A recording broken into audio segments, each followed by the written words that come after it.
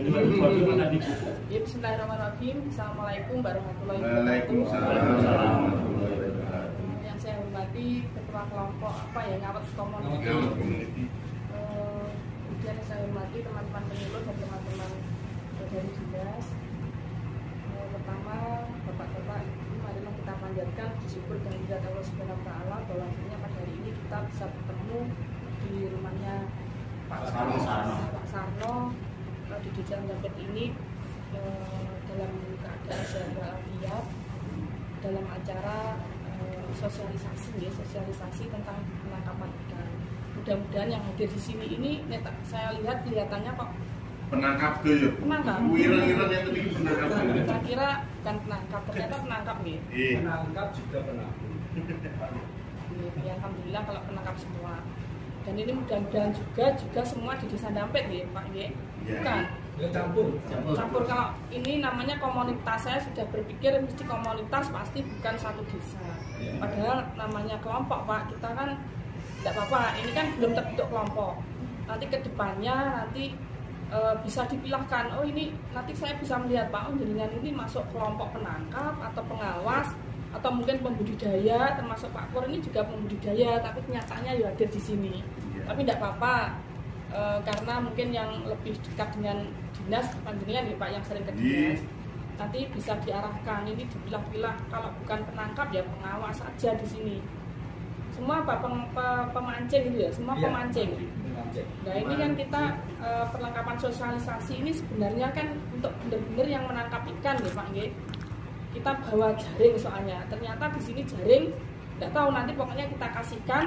Yang penting ya harus bermanfaat. Tidak tahu jenengan yang mudah-mudahan bermanfaat bagi panjenengan atau panjenengan kasihkan orang yang dari sini bisa gitu ya mudah-mudahan bisa dimanfaatkan karena kita juga tidak tahu karena ada permintaan mungkin dari Mas Matias.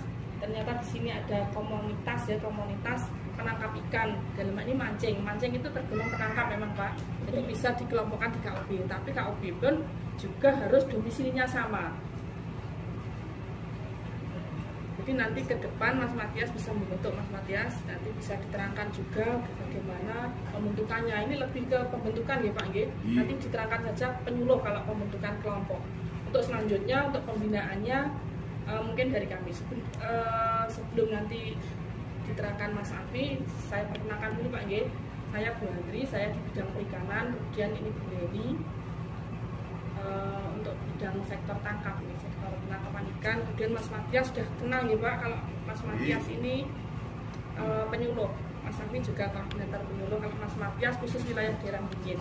Jadi misalnya ada apa-apa, minta pembinaan apapun bisa ke Mas Matias. Misalnya ada bantuan apa, minta bantuan apa, bisa jaringan ini pancing. Kalau tahu komunitas di sini pancing ya kita bawakan pancing. Saya seperti itu. Jadi tidak harus ini sesuai dengan kebutuhan panjenengan. Jadi kalau saya harus bawa ini kan tidak cocok Pak Nggih. Jadi misalnya pemancingan ya kita bawa pancing. Mungkin pancing yang sesuai standar lah seperti itu. Jadi Mas Matias kalau lagi misalnya ada seperti ini harus dipilah-pilah ya. Jadi kebutuhannya apa nanti bisa dalam pengadaan barang pun akan kita sesuaikan panjenengan Pak. Jadi kita tidak memaksakan panjenengan untuk ini, tapi kan dari bawah permintaannya apa nanti kita buat spesifikasi untuk kita adakan pengadaan barang yang sesuai dengan panjenengan. Tapi tidak apa-apa untuk tahun ini harus diterima ya Pak Nggih. Apa yang kita sampaikan ini harus panjenengan terima dan harus dimanfaatkan sebaik-baiknya seperti itu. Terus kemudian untuk orang Dampet sini berapa orang Pak sini Pak? Ya ada 5. Ini, yang di sini ini cuma berapa orang? Ya hadir yang membangun. Nah ya berarti ini kelompoknya misalnya 10 Pak Nggih. Ya. Orang Dampet saja Pak, yang di luar Dampet ini dari bentuk kelompok sendiri. Jadi Pak Sarno dan kawan-kawan orang Dampet saja. Jadi namanya ya jangan mengawat komunitas, jangan. Ini kan komunitasnya mungkin dari berbagai desa. Jadi ini khusus Pak Sarno. Mungkin yang lainnya mungkin Mas dengan desa mana Mas? Rego. Nah ini bentuk kelompok saja di daerah Rego kan ya banyak toh. Regoetan, Rego Kulon, Regoetan itu. Regoetan. Regoetan. Goitan itu saya pernah dapat apa ya, budidaya itu pernah ya, budidaya ikan ada toh Ada Goitan. veteran di daerah Tangerang. Nah itu nanti bisa dibentuk yang lagu itu 10 orang. Maksudnya daerah mana lagi mas sebelahnya? Jadi kan Ini sama benih. sumber bening. Ini juga benih. Sumber bening malah di sana ada waduk apa itu? Sangiran. Di sana nggak menangkap, tapi di sana saya kelompokkan, namanya kelompok pengawas. Jadi nanti bisa dibilang, "Gina tugasnya apa? Kelompok pengawas apa? KOB ini apa?" Nanti ada, nanti terangkan Mas Safi nggih. Pak Wasma seperti apa, KOB seperti apa, ini biar paham. Ini semua menjadi kemenangan kami Pak di Dinas Perikanan dan Peternakan, dengan biar penso, mungkin Pak Pur sendiri yang penso, Dina tidak penso, mungkin yang grup kebetulan cuma 1 orang. Yang sumber bening banyak mas, sumber bening itu Pak namanya Pak Tekno itu ada, itu kelompok pengawas. Ini sumber bening sebelah mana? Yang sini. Dekat waduk Sangiran ya. Nah itu juga ada kelompoknya. Jadi mas itu bisa ikut di Pak Pri atau mungkin membentuk sendiri kelompok pengawas bisa. Jadi mungkin dengan nanti tugasnya kelompok pengawas seperti apa, mungkin dengan cocoknya bisa pengawas itu. Terus kemudian nanti kita juga sharing-sharing Pak, dengan pemancingannya seperti apa. Nanti lebih banyak diskusi mawon ya di akhir acara. Nanti dilanjut Mas Safi aja, Mas Safi untuk pembentukan kelompok seperti apa. Nanti untuk penangkapannya kayaknya sudah tahu semua kayaknya yang masalah penangkapannya, tapi nanti biar jelas lagi aja masalah penangkapan ikan seperti apa. Yang terpenting kayaknya pembentukan kelompok, karena ini masih gaduh-gaduh semua, jadi harus bisa dipaskan.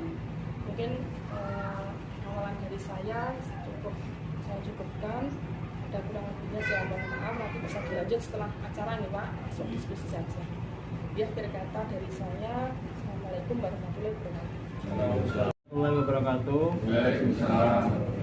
Bismillahirrahmanirrahim. Alhamdulillahirobbilalamin. Assalatu wassalamu ala asyrofil anbiya'i wal mursalin wa alihi washabihi ajmain. Amma ba'du. Ingkang kula hormati Bapak Sarno selaku tuan rumah. Ingkang kula hormati Bapak Kades Ndampit. Ingkang kula hormati Bapak Ibu dari Dinas Perikanan dan Peternakan. Ingkang kula hormati Bapak-bapak yang tergabung dalam komunitas Ngawat Community dan sekaligus menjadi peserta pada acara sosialisasi pada siang hari ini. Pertama-tama marilah kita panjatkan puja dan puji syukur kehadirat Allah Subhanahu wa taala, karena dengan limpahan rahmat taufik dan hidayahnya sehingga kita bisa berkumpul di rumah Bapak Sarno ini dengan keadaan sehat walafiat, tak kurang suatu apapun. Tak lupa selawat serta salam marilah tetap tercurah pada Nabi junjungan kita, Nabi Muhammad SAW, Nabi yang kita nantikan sampai di yaumul akhir. Bapak-bapak yang kula hormati, menyambung nopo sing diaturke Bu Andri wau, kaitannya dengan sosialisasi ini, nanti kedepannya tolong bapak-bapak intinya menjadi yang sebelumnya tidak tahu menjadi tahu, yang sebelumnya nggak paham menjadi paham. Kaitannya dek wau sing kaitannya kalih kelompok, sebenarnya Ndampit niku pun wonten kelompok gini Mas Gendut niku Pak. Sinten niku? Nami asline apa? Duka Bolzati niku pun wonten, tapi kalau memang di sini memang dikehendaki untuk ada kelompok KOB lagi itu tidak masalah. Yang terpenting anggotanipun mengke harus satu desa.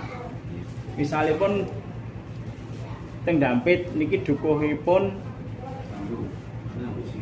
nanggung nggih. Niku berdiri di sini anggotane nggih tiyang mriki. Sawene tiyang Sumber Bening pengen bentuk nggih teng desa Sumber Bening mriku. Mungkin kaitannya kalih napa peraturan Pak. Mungkin kula jelaske, mungkin teng terakhir mungkin kula jelaske. Lah niki kaitannya kalih sosialisasi niki dari dinas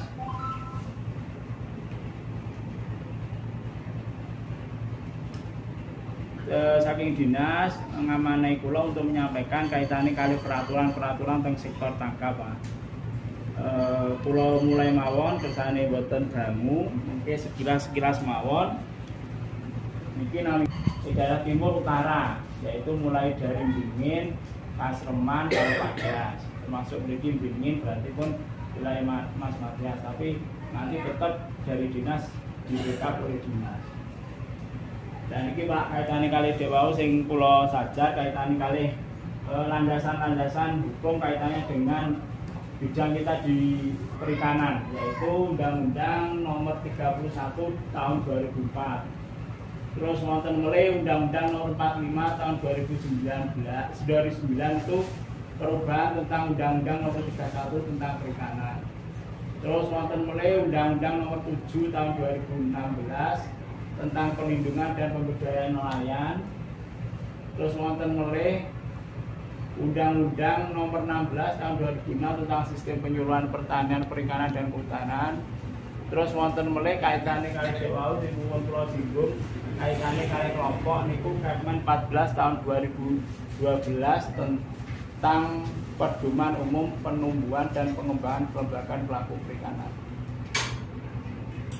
Ingkang pertama yaitu Undang-Undang Nomor 31 tahun 2004, terus Undang-Undang 45 Nomor 2009 kaitannya kali perubahan Undang-Undang Nomor 31. Penjelasanipun niki istilah-istilahipun Pak. Yang terpenting niku nomor 4. Panjenengan yang kan memiliki profesi mencari ikan. Itu disebut profesi di panjenengan itu disebut profesi sebagai nelayan.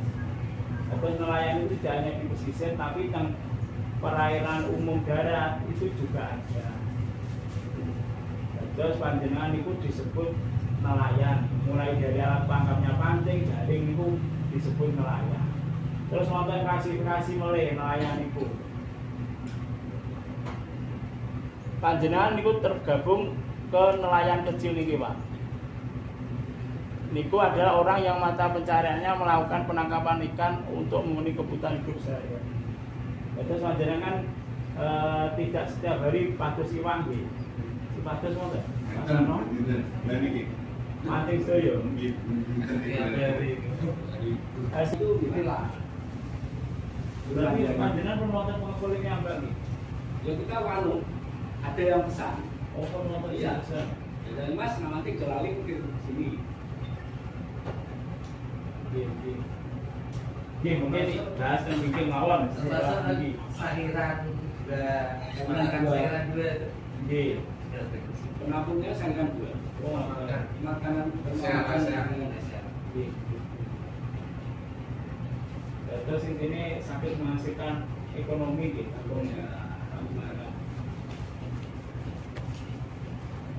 Dan ini kaitannya kali Dewau undang-undang tentang perikanan mau. Wilayah pengelolaan perikanan di Indonesia itu tertuang pada pasal 5. Itu terbagi 3 Pak, yaitu perairan Indonesia. Perairan Indonesia itu laut, garis pantai 12 mil ke arah laut itu perairan Indonesia nama itu. Terus nomor 2 itu ZTI. ZTI itu 12 mil ke arah Merikomle. Itu namanya pun ZTI. Tapi kan nomor 3 ini menjadi wilayah Panjenengan. Nah, sing nomor 1 juga ini kan boten, maksud Panjenengan berarti ning laut. Sing wilayah Panjenengan itu nomor 3 niki. Kaitan pun kali sungai, danau, waduk, rawa dan genangan air lainnya dan seterusnya niku Panjenengan terus iwak teng mriku niku angsal mawon. Samane tiyang mriki, tiyang David pados teng Sangiran niku sebenarnya angsal. Anak termasuk niku wilayah nama niku Paduk niku termasuk wilayah pengelolaan perikanan di Indonesia. Kalau panjenengan pados iwak teng Bengawan Solo niku nggih angsal. Boten napa-napa niku konten undang-undang ini pun karena profesi nelayan boleh mencari ikan di mana saja asal harus ramah lingkungan. Ini pulau jelaskan. Nah ini terpenting Pak, nomor kaitan kali undang-undang perikanan pasal 8.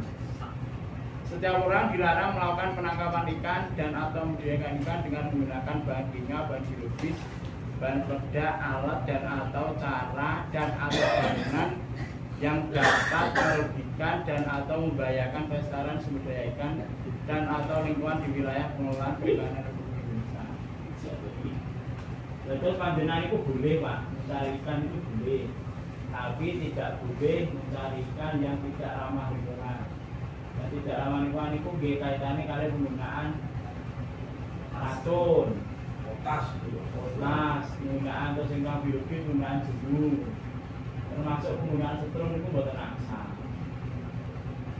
Penggunaan buatan aksa, dan mancing, jaring itu saya mawon. Cuma dalam ranah ini harus menghasilkan nilai ekonomi, harus ada nilai ekonominya. Kesannya nopo kaitannya untuk penambahan ekonomi keluarga.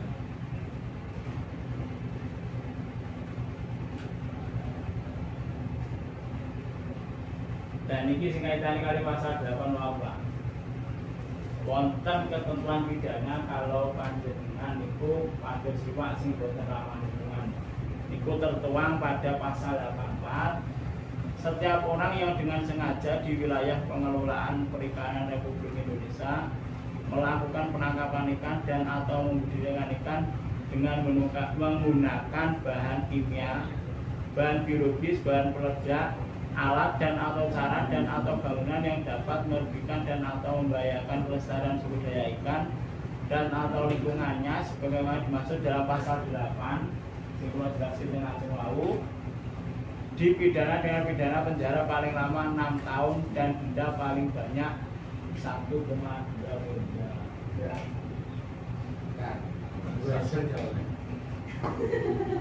Itu Pak, niki kula sing kula cuma menyampaikan, ini kan jam aturan di tiang Jakarta, tiang pemerintahan kali Pak bulan. Terus kula cuma menyampaikan, dengan kula jujui, ini kan boten dolan, boten kula jujui. Terus mungkin wonten rencane pada siwak nggih terus tolong diingatkan. Ini pun pemerintah itu dengan adanya undang-undang ini pemerintah itu intinya pun ngopeni panjenengan kaitannya kali sarana dan prasarana tangkap, kaitannya kali profesi nelayan itu dilindungi oleh undang-undang yaitu nomor 7 tahun 2015 ini. Terus panjenengan itu berhak mendapatkan kayak pembinaan dari dinas, mendapatkan sarana misalnya pun jaring, pancing itu berhak. Tapi harus berkelompok, harus sampean harus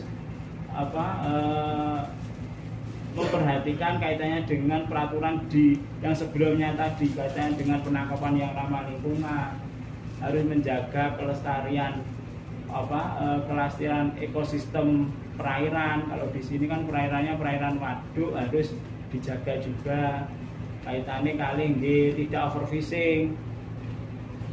Artinya nangkap yang terlalu banyak itu kan menjadi overfishing, nanti takutnya ikan yang di situ itu akan habis. Terus panjenengan ini pun mendapat perlindungan dari pemerintah kaitannya dengan profesi panjenengan sebagai nelayan. Selain itu mungkin panjenengan harus terdaftar di Kusuka Pak, sistem Kusuka. Harus mendapatkan kartu usaha pelaku utama perikanan. Itu pun wonten sistemnya, terus panjenengan ngertos kartu tani. Nah, intinya seperti itu. Tapi ini Kementerian Kelautan Perikanan. Mungkin panjenengan setor KTP teng Mas Matias, tersane di input untuk mendapatkan kartu pelaku usaha perikanan, dan itu sifatnya wajib. Setiap pelaku usaha perikanan boten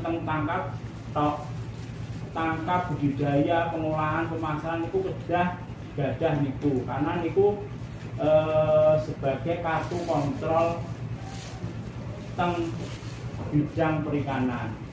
Mengke panjenengan setor KTP teng Mas Matias, katanya Mas Matias input teng sistem kusukan itu. Untuk sementara ini karena tidak hanya tiang dampit, maka kan yang penting tiang sumber bening nanti urusannya dengan Mas Matias. Kalau di Karangjati urusannya kali kula karena saya wilayah kerjanya Karangjati, Wadungan kali Pangkut. Jadi kaitannya kali di luar wilayah Mas Matias, kaitannya kali Karangjati terus saya ini pengen badhe damel kelompok budaya. Ya, tinggal jadi. Cara jadi ya. Nggih, mungkin cobi kula tingali riyen kolame wonten apa boten. Nopo? Bisa. Terbundi to. Budi. Dereng Perempatan pasar Karangjati. teng Mbah sinten kok sing gadah anu niku tesih. Tadi, Mbah Di niku tesih. bagi, Pelami tesih. Arian kan kuatah mriku. Kula pernah mriku. Intinya niku Pak, Undang-Undang Nomor 7 niki intinya niku. Dados panjenengan itu berhak mendapatkan fasilitas dari pemerintah kaitannya dengan sarana dan prasarana tangkap. Mungkin panjenengan sakit hubungi penyuluh, syukur-syukur nggih sakit sowan datang bidang perikanan, sekarang sakit koordinasi. Terus selanjutnya kaitanipun kali Undang-Undang Republik Indonesia Nomor 16 Tahun 2006 tentang sistem penyuluhan pertanian, perikanan dan kehutanan. Intinya pun mawon kaitannya kali Undang-Undang penyuluhan ini, Undang-Undang Nomor 16 ini, panjenengan itu berhak dibina oleh penyuluh perikanan. Sing pun kula singgung awal-awal penyuluh perikanan tapi ini Mas Matias. Jadi panjenengan itu berhak dibina oleh Mas Matias. Dalam apa? Yang dibina oleh penyuluh itu wonten banyak Pak. Pelaku utama itu panjenengan sedaya niki. Misalipun Pak Sarno, profesi pun nelayan. Mungkin wonten napa-napa kaitane kali kurangnya pengetahuan kurangnya pengetahuan tentang bidang tangkap itu berhak nyuwun tulung teng Mas Matias yang sekiranya perlu dibutuhkan di bidangipun Pak Sarno tangkap niku. Dados pripun nggih? Intinipun panjenengan itu berhak ngakses teng penyuluh. Berhak mendapatkan ilmu tentang penyuluh. Namun kurang tahu kaitannya kali usahanya panjenengan itu berhak mendapatkan binaan dari penyuluh. Termasuk bidang usaha Pak, misalnya pun ada warung yang memiliki usaha itu di pengolahan ikan, itu berhak juga dibina oleh penyuluh. Karena dasar undang-undang ini yang memiliki usaha di bidang perikanan itu berhak dibina oleh penyuluh.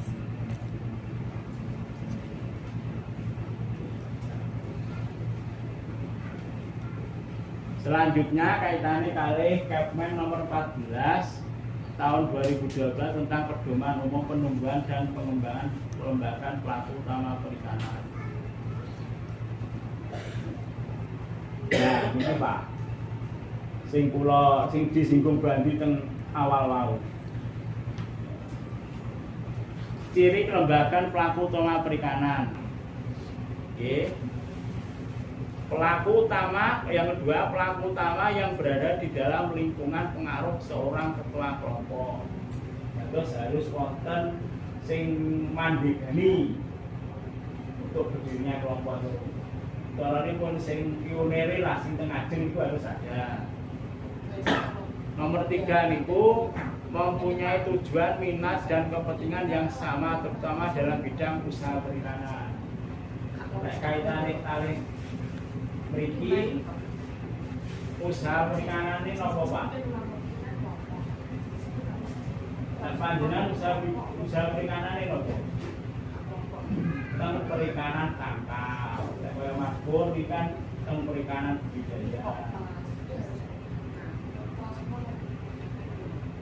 Nomor 4, memiliki kesamaan dalam tradisi, kebiasaan, domisili, lokasi usaha, status ekonomi dan bahasa. Sing kaitane disinggung Bu Andri wau kaitane kali domisili. Panjenengan itu harus berada dalam satu wilayah pemerintahan tingkat bawah, yaitu desa. Panjenengan harus berada di situ. Makanya Dewa berarti menekankan ya nanti kalau bentuk kelompok ya yang dapat toh, yang menurut yang dapat ya nanti bentuk di desanya masing-masing. Boleh panjenengan yang mau yang gangol gitu. Regu niku nggih asal mawon bentuk tapi nggih tiyang regu. Anggotanipun sedaya tiyang regu. Iku mungkin kersane memudahkan administrasi, Pak. Lah mungkin panjenengan ngejokne proposal jeneng-jenenge mboten panjenengan ngejokne proposal terus nyuwun tanda tangan Bapak Asmo Balurah. Lah teng anggota niku tiyang jaba sedaya niku nggih Balurah mboten wantun tanda tangan. Kan proposal kan harus mengetahui kepala desa, harus mengetahui penyuluh. Ini baru diajukan ke dinas. Niku kaitan kali administrasi mungkin lah ningali anggota niku di luar desa semua. Kan baru nggih sanksi. Lah niku oleh bantuan kosong semula wong luar ora wargaku. Asalanipun ngoten niku. Nomor 5 bersifat informal. 6 memiliki saling ketergantungan antar individu. Jadi panjenengan itu memiliki calonipun nggih ikatan lah kali kanca. Atau mereka saling ini pun saling. Nomor 8 itu intine harus memiliki ADART, Pak. Kelompok itu harus memiliki ADART. Oke, kersane Mas Matias ingkang damel, tapi panjenengan harus intine pun nggih ada poin-poin tertentu yang harus disepakati. Nomor terakhir, nomor 9 memiliki administrasi yang rapi. Tapi panjenengan mungkin pun terbentuk kelompok, nggih mboten cuma apa terbentuk niku tok. Kedepane harus memiliki administrasi yang baik. Misalipun contohipun nggih administrasi tentang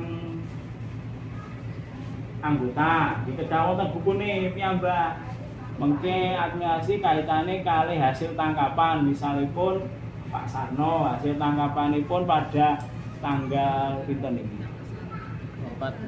tanggal 24 misalipun menangkap menggunakan jaring itu hasil tangkapannya berapa itu sudah ditulis teng buku produksi.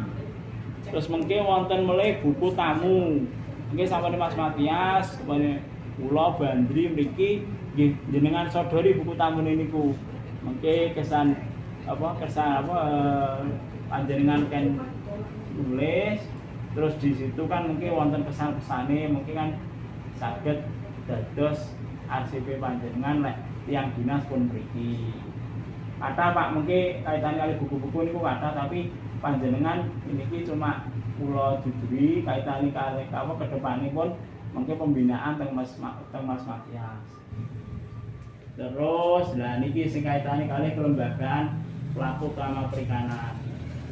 Ada 5, Pak. Lek sing teng mriki niku sebenarnya tadi kesane tampil kontrol. Terus kedua niku podakan yang dibentuk oleh pembudidaya ikan. Niku seperti tempatnya makmur. Teng mriki lek wonten kolam nggih saged mawon bentuk podakan, tapi harus minimal 10 orang sing kumpul jelaske teng ngajeng wau. Terus yang ketiga niku polasar yang dibentuk oleh pengolah dan pemasar. Kayak teng mriki nggih contohé sing celak niki. Ini Pak Edi tesih nggih, Pak Edi tesih. Pak Edi masih. Nggih, kayak Pak Edi memiliki profesi pemasarikan itu boleh membentuk kelompok naminipun polasar. Terus sinten sing mriki sing ngolah ikan wonten. Tahun hasil tangkapan mungkin diolah dados olahan ikan niku saged mawon bentuk polasar niku saged. Nah, kalau pelangi itu saged bentuk polasar niku saged. Terus bugar niku kelompok usaha barang rakyat. Atau mriki mboten-mboten sing kathah teng pesisir, Laler, Madura niku kathah. Nah, sing terakhir niku Pok Mas-mas. Niku dibentuk oleh masyarakat dalam rangka pengawasan, pengelolaan dan pemanfaatan sumber daya kelautan dan perikanan. Pok Mas-mas niki erat kaitannya hubungannya dengan KUB, Pak. Dados KUB niku cara kasaripun sing duwe iwak, lah Pok Mas-mas niki sing ngawasi kaitane kali aktivitas panjenengan sebagai nelayan, terus sing ngawasi kaitane kali ekosistem area tangkap. Pok Mas-mas niku panjenenganipun kelompok masyarakat pengawas. Pun nggih, dados kewau mulai dari awal kaitane kali larangan-larangan, terus kaitane terakhir niki pembentukan kelompok.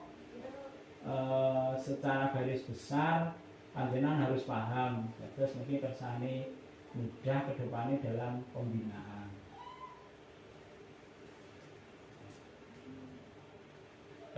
Niku mawon sing saged kula sampaikan. Monggo selanjutnya Saya hanya mau melanjutkan apa yang sudah disampaikan Mas Afi. Saya mau izin dulu, bahasa saya mungkin agak sedikit beda karena saya dari NTT. Saya coba pelan-pelan untuk bisa dipahami. Ya, saya Matias Idamontanus Tawani, panjang ya nama orang NTT, tapi dipanggil Matias.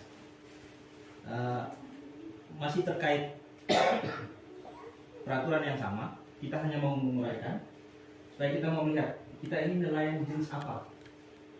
Tadi kan disampaikan bahwa kita hanya pemancing, tapi kita juga penangkap pemancing ya, yang punya lebih banyak hanya ke hobi. Tapi kita juga masuk ke nelayan, dikategorikan sebagai nelayan. Nelayan jenis apa kita ini? Kita mau lihat di situ. Ya, ini masih yang sama, undang-undang yang sama. Ada beberapa klasifikasi nelayan. Kalau nelayan itu ada 3 pada dasarnya. Berdasarkan statistik perikanan, ada nelayan penuh. Nelayan penuh itu yang dia kerjanya 100% nelayan tok, tidak ada kegiatan yang lain. Lalu nelayan sambilan utama, sebagian besar kegiatannya itu menangkap ikan. Ada 25% kegiatan lainnya itu di usaha yang lain, tapi usaha lebih besarnya itu adalah penangkapan ikan.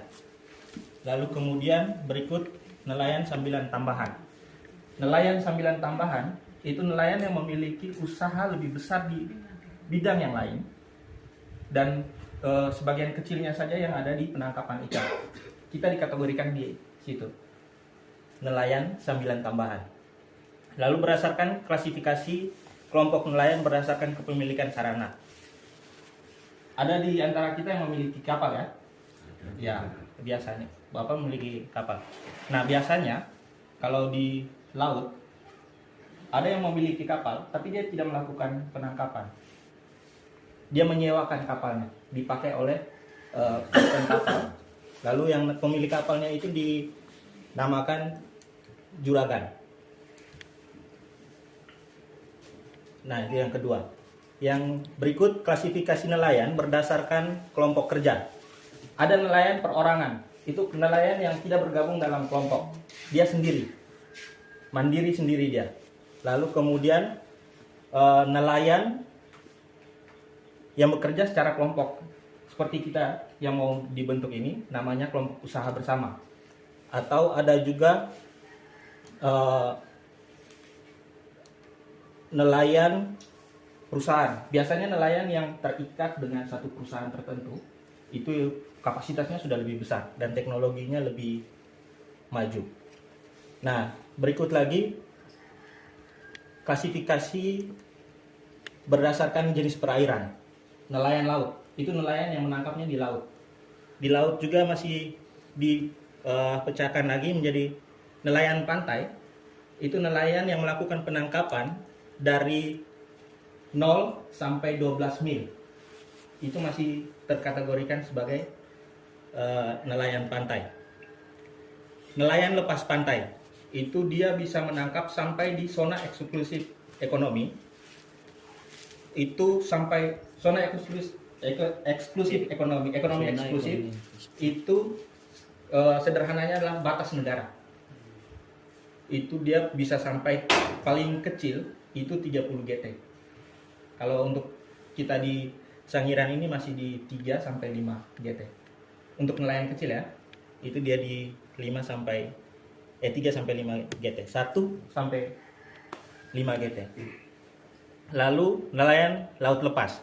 Ini nelayan-nelayan besar yang terikat dalam perusahaan biasanya, itu yang bisa sampai ke perairan di negara tetangga atau lainnya. Biasanya harus memiliki izin-izin yang besar.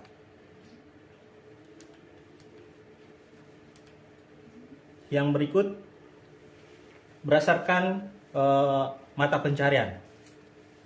Ada nelayan subsisten. Biasanya nelayan seperti ini itu mereka hanya menangkap untuk konsumsi dalam rumah tangga, tidak untuk diperjualbelikan. Lalu kemudian nelayan asli. Nelayan asli ini hampir sama dengan sebelumnya, tapi ada sebagian kecil itu yang sudah diperjualbelikan untuk menambah.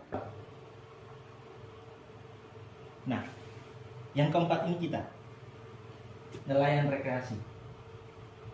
Nelayan yang melakukan penangkapan berdasarkan hobi atau olahraga. Mancing itu sudah masuk kategori olahraga ya? Ya. Kita ada di sini. Artinya kita juga nelayan. Tapi kalau kembali ke yang pertama tadi, kita adalah nelayan sambilan tambahan. Lalu ada lagi berdasarkan keterampilan atau profesi, ada nelayan non formal. Biasanya ini nelayan-nelayan yang sudah dari leluhurnya kemampuan menangkap ikan itu tuh sudah diturunkan dari keluarga nelayan yang kemudian dia menjadi nelayan lagi. Sedangkan nelayan formal itu nelayan yang dia sudah mendapatkan pendidikan khusus untuk melakukan penangkapan. Biasanya ini penangkapannya itu menggunakan penangkapan alat-alat yang sudah lebih baik. Berdasarkan teknologi juga kita masuk ke dalam nelayan tradisional. Penangkapannya masih manual, masih dengan cara-cara yang sederhana. Lalu nelayan modern itu sudah menggunakan peralatan-peralatan yang canggih. Daerah penangkapannya itu sudah menggunakan alat. Oh, di sini hari ini ikan di sekitar sini kosong. Nanti kita menggunakan alat, oh ada di titik ini. Bisa secara manual melihat aktivitas burung atau melihat aktivitas bulan, bintang, itu juga bisa. Tapi lebih banyak itu mereka sudah menggunakan alat. Lalu berdasarkan mobilitas, nelayan, ada nelayan lokal, itu nelayan yang ada di satu wilayah. Dia hanya menangkapnya itu di wilayah, misalnya kita di waduk ini, berarti hanya ada di dalam waduk ini saja. Tapi kalau misalnya di pantai, biasanya itu di perairan satu kabupaten itu saja. Kalau dia mau menangkap di perairan lain, kabupaten lain atau perairan lain, itu dia dinamakan nelayan andon, harus memiliki izin dari kabupaten pemilik wilayah. Ada nelayan berdasarkan kewarganegaraan. Nah, satu lagi berdasarkan identitas. Ada nelayan yang tidak memiliki identitas, seperti kita sekarang. Kita belum memiliki yang namanya kartu nelayan atau kartu usaha perikanan tadi yang dibilang. Nanti saya tidak bisa langsung memasukkan nama mereka dalam data itu, harus berdasarkan izin. Kalau mau bisa menyerahkan KTP, lalu saya akan ikut dan kita akan menjadi nelayan yang terdata di database Kementerian Kelautan Perikanan.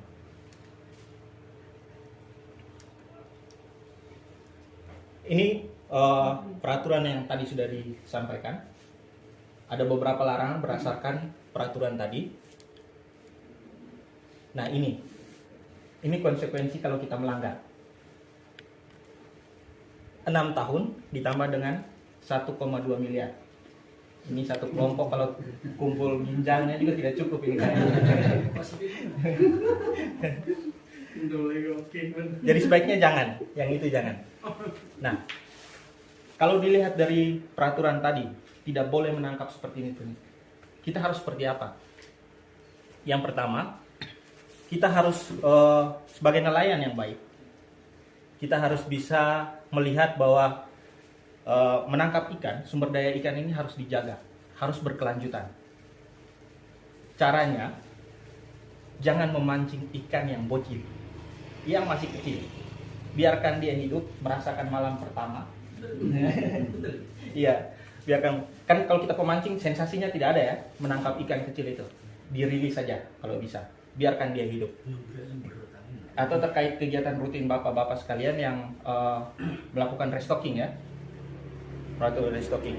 Tujuannya itu sama sebenarnya. Kita mau menjaga. Lalu diusahakan hasil tangkapan yang kedua ini jangan sampai menangkap ikan-ikan yang dilindungi. Ada beberapa tipe ikan yang memang dilindungi.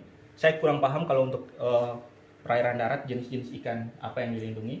Tapi salah satu yang sudah mulai dibatasi itu ikan belida ya. Ikan belida itu sudah mulai dibatasi. Karena perbedaannya itu ikan belida itu memproduksi telur itu lebih sangat sedikit ketimbang ikan-ikan yang lain. Lalu aspek ekonomi ini harus bisa mendatangkan keuntungan. Tapi kalau namanya hobi, kadang-kadang juga ya, ini kegiatan yang paling dibenci para istri ini. Bujur Oh ya, mancing. Ini sudah lost semua. Wah, sudah lost ya. 1 bulan paling enggak Ya. menghasilkan. Dan juga bisa menciptakan lapangan pekerjaan, diusahakan. Pasti. Ya. Lalu kalau tadi disampaikan bahwa jangan seperti ini, jangan seperti ini berdasarkan aturan. Lalu alat tangkap yang baik itu yang seperti apa? Alat tangkap yang baik itu memiliki selektivitas tinggi. Seperti tadi saya bilang, jangan menangkap ikan yang nilai ekonomisnya masih rendah. Ikan bocil tadi. Biarkan dulu dia bertumbuh. Nah, bisa juga dengan kalau misalnya penangkap menggunakan jaring, harus diukur mata jaringnya. Beda lagi kalau misalnya ini adalah kawasan ikan-ikan yang berukuran kecil, kayak wader ya. Wader itu boleh. Tapi wader kan tidak di semua perairan ya, ada titik-titik tertentu. Titik-titik tertentu itu boleh menggunakan jaring dengan mata jaring yang kecil. Tujuannya untuk menangkap wader, bukan anak nila atau yang lainnya. Alat tangkap tidak boleh merusak lingkungan. Contohnya bom. Bom itu besar kecilnya bom itu bisa berdasarkan radiusnya itu dia akan merusak kawasan-kawasan yang ada di radius ledakan, menghasilkan ikan berkualitas tinggi. Mencari ya. Ya. Nah kalau pemancing sudah pasti selektivitasnya pasti tinggi, tidak sembarang memancing. Lalu kemudian tidak membahayakan. Bom itu sangat membahayakan. Beberapa kejadian di tempat saya bukannya dapat ikan malah keluarganya datang pungut potongan tubuhnya. Sudah beberapa kejadian seperti itu. Lalu produknya aman bagi konsumen. Penggunaan racun itu bisa berdampak ke konsumen. Yang memakan pun akan bisa keracunan. Tidak merusak habitat. Daerah-daerah tertentu itu tidak kayak bapak-bapak mereka sekalian biasanya membuat restocking ya. Sebenarnya restocking itu tidak di semua titik boleh dilakukan restocking. Kayak misalnya jalur lewat kapal tidak boleh dilepas karena akan percuma. Atau daerah tangkapan yang memiliki ukuran ikan yang besar, sebaiknya dia ada di pesisir dengan tumbuhan-tumbuhan yang bisa menjadi pelindung bagi ikan-ikan kecil. Sebaiknya supaya dia tempat berlindung, tumbuh, supaya dia setelah besar dia akan ke daerah tangkapan baru dilakukan penangkapan. Ini sama yang tadi, tidak menangkap membahayakan ikan yang dilindungi. Dan yang kedelapan, dapat diterima secara sosial. Biasanya di satu wilayah itu ada larangan, tidak boleh mancing seperti ini, tidak boleh menangkap ikan seperti ini. Contohnya kayak di wilayah saya itu di pantai desa itu tidak boleh menggunakan tukar. Karena di situ punya tradisi manggil ikan. Ikannya akan dipungut saja itu dengan cara adat. Nah, misalnya seperti itu. Nah, ini alat-alat tangkap yang ramah lingkungan. Saya hanya ambil contoh untuk di perairan darat ya, untuk air tawar. Empang. Empang ini biasanya dibuat seperti kolam dengan pembatas menggunakan bambu. Lalu ada aliran dari perairan umum diarahkan masuk ke empang, kolam. Dengan harapan bahwa ikan-ikan akan terjebak di dalam empang, baru kemudian dilakukan penangkapan. Lalu ada perangkap, ini bubu. Sudah familiar ya kalau bubu ya? Hanya di setiap wilayah, bubu itu punya kegunaan masing-masing. Namanya akan berbeda. Bubu untuk udang, bubu untuk belut, bubu untuk ikan yang lainnya, itu akan beda namanya. Ini ada beberapa jenis, ada yang dari bambu, ada yang dari besi, ada yang dari jaring kecil.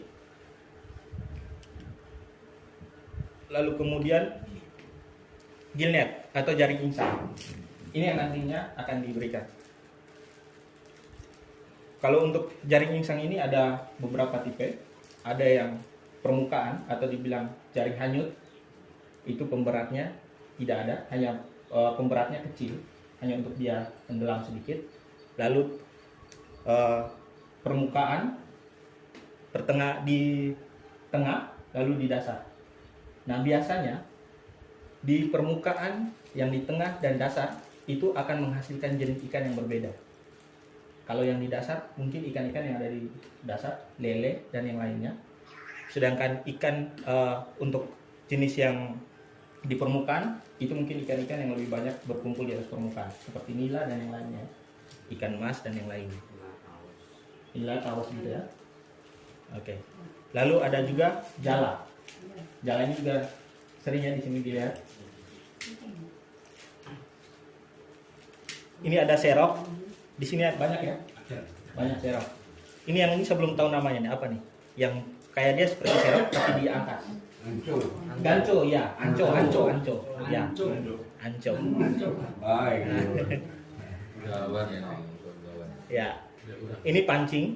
Kalau pancing ada yang menggunakan joran, ada yang tanpa menggunakan joran. Ya. Yang di ujung itu calon ketua kelompok baru Manjo. Itu yang dipancing. Itu yang dipancing. Saya Pak Ketua. Ya, ada juga yang menggunakan panah, ada juga yang menggunakan tombak. Ini adalah contoh-contoh alat tangkap yang ramah lingkungan yang bisa digunakan di perairan darat. Kalau yang dilarang sudah pasti bom, racun, strum, itu yang paling dilarang. Nah, kalau kita melanggar 1,2 M, ginjal kita tidak cukup satu kelompok ini. Di pondok di sini. Ya, itu tujuan kita mensosialisasikan ini. Karena pada dasarnya bapak-bapak ini kan adalah komunitas ya. Pasti akan lebih luas ketika bermasyarakat atau bergaul. Kita harapkan apa yang kita sampaikan ini bisa tersampaikan juga oleh bapak-bapak sekalian kepada masyarakat pemancing yang lain. Dampak dari strom itu tidak hanya terhadap dia sebagai pemancing, tapi ikan. Ikan ini kan tidak semuanya itu tuh kayak nila itu kan dia menyimpan telurnya di dalam mulut ya. Ada juga yang di tepian itu dia menyimpan. Nah, dampak dari strom itu telur-telur semua ikan itu akan mati. Yang paling berdampak itu telur-telur ikan akan mati. Maka pertumbuhan ikan di situ akan semakin berkurang. Ya mungkin itu. Saya sedikit menambahkan terkait tadi yang sudah disampaikan Bu Andri terkait pembentukan kelompok. Mungkin saya bisa memperjelas sedikit bahwa yang harus berada di satu wilayah yang sama bisa tempat tinggal atau juga tempat usaha. Misalnya kita ada di desa yang berbeda, kayak misalnya di Beringin, di desanya Pak Ketua, ini kita tidak bisa membentuk KUB karena tidak ada perairan umumnya. Karena tempat usahanya kita ada di satu titik yang sama, kita bisa membentuk kelompok, tapi dengan syarat harus bisa diizinkan oleh desa tersebut, memiliki rekomendasi dukungan dari desa itu. Kemarin kita sudah bicara dan sudah menyepakati bahwa ada rekomendasi bisa diberikan izin oleh desa. Pak Lurah ya. Hanya saja kemungkinan untuk kita mengajukan proposal untuk bantuan-bantuan yang besar itu akan sulit. Karena pasti kepala desa itu akan mengutamakan masyarakat yang ada di desanya. Dan kita kemarin tidak keberatan dengan itu kan. Ya, karena tujuan kita hanya mau terdata dan diakui oleh dinas dan daerah. Lalu kemudian kegiatan-kegiatan kita juga ini lebih banyak sudah mandiri. Lalu kelompok ini lebih aktifnya dan ini lebih diperhatikan itu terkait tentang pelestarian, tentang penebaran benih atau yang lainnya. Kita tidak muluk-muluk mau mengajukan proposal untuk itu. Kita kemarin sudah sepakat itu. Maka itu saya akhirnya meyakinkan bapak-bapak bahwa kita bisa membentuk kelompok.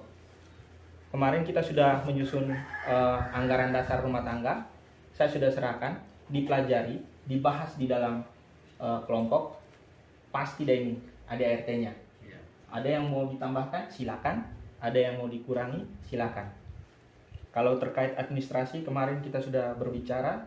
Oh, ini kelompok komunitas ini sudah punya administrasi yang baik, rapi, punya kas kelompok dan aktif kegiatan-kegiatan sosial untuk penebaran benih tadi itu rutin setiap tahun ya, setiap tahun. Bahkan kemarin saya lihat ada di YouTube-nya Pak Bupati ya, itu muncul komunitas ini ya. Jadi kita sebenarnya bisa, minta maaf Bu, mungkin kita bisa tapi dengan syarat rekomendasi harus dari desa itu mengizinkan. Mungkin itu. Kayak tadi di ciri-ciri KUB kelompok tadi di nomor 4 harus memiliki wilayah yang sama atau kelompok tempat usaha yang sama, gitu ya. Itu poin itu yang kita menjadi tolak ukur kita untuk membentuk kelompok ini. Mungkin itu. Lalu terkait peralatan yang nantinya akan diberikan, di sini ada 4 sampai 5 orang itu memang wilayah tempat tinggalnya ada di sini Bu. Selain memancing mereka juga biasa untuk menangkap menggunakan jaring ya. Jadi maka itu kemarin kita sepakati bisa dikelola oleh kelompok ini. Ada 5 anggota di sini. Gitu. Jadi minta maaf mungkin tadi datang lihat situasinya ini wilayahnya beda-beda. Lalu salah satu perhitungan saya bahwa kalau komunitas ini berada di wilayah yang berbeda, maka sosialisasi kita terkait alat tangkap yang ramah lingkungan akan lebih mudah disebarkan karena ada sekian desa ini. Nanti dari kopi gelas yang sama kita duduk ngopi, kita akan bercerita, mungkin itu penyebaran informasinya akan lebih mudah. Mungkin itu Bu, yang minta maaf kita. Ya itu saja. Terima kasih. Minta maaf kalau bahasa saya agak kapal lalu ada selentingan-selentingan hanya untuk kita tidak kaku ya. Mudah kita Pak. Iya. Umur 250. Berapa jam? Ya 14 jam. Yuk.